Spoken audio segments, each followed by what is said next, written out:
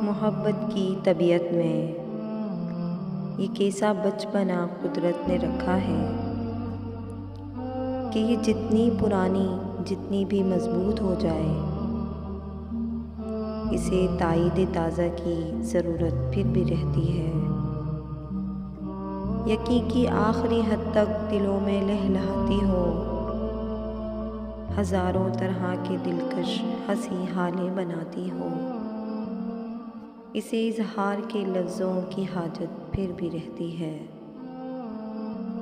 मोहब्बत मांगती है यूं गवाही अपने होने की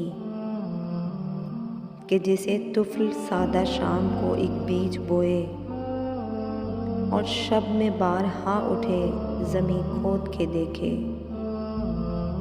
कि पौधा अब कहाँ तक है।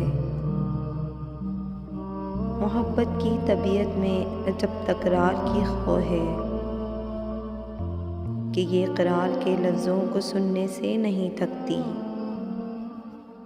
बिछड़ने की घड़ी हो या कोई मिलने की साथ हो, इसे बस एक ही धुन है, कहो मुझसे मोहब्बत है, कहो मुझसे मोहब्बत है।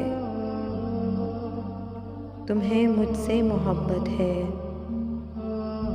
और मुझे तुमसे मोहब्बत है।